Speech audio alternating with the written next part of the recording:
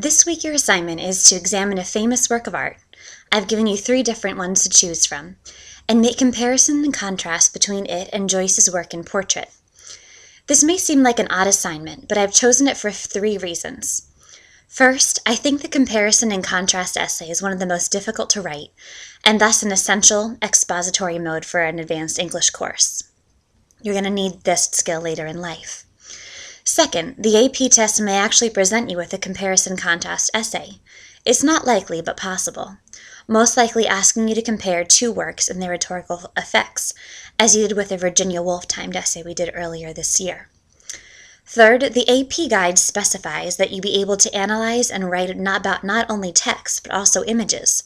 So examining a painting is a great way to go about accomplishing this component of the course. I'm not in any sense asking you to be an art critic or scholar as you examine the painting you choose, though if you have skills or learning that way, feel free to go all out. What I'd like you to do is to look closely and think carefully about the painting and try to determine what the author's thoughts, intentions, and/or thought processes were as he painted it. Then consider in which ways the art piece is like or unlike what Joyce was intending, thinking, or trying to communicate as he wrote Portrait. You can consider a number of areas as you write. For instance, are the events, people, or forms realistic or impressionistic? Do they convey events or emotions more?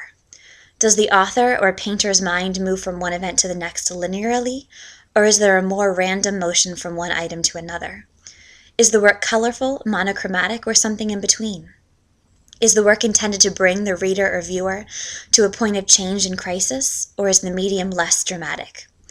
Does the work lead the viewer or reader easily along, or does it require him to make less obvious connections?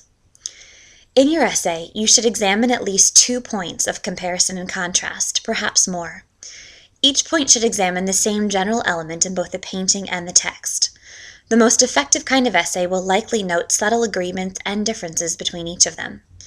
As you craft your thesis, work for one coherent sentence that in some sense expresses each point of comparison and contrast you'll make. You'll also want to work for some kind of thematic agreement between your points that will show up in your thesis.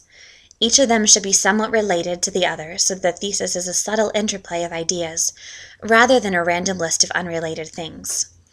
Use clear topic sentences for each paragraph and clear transitions between each of them. You can also use quotations from Portrait if you like, but they're not necessary if your details and your description are specific enough.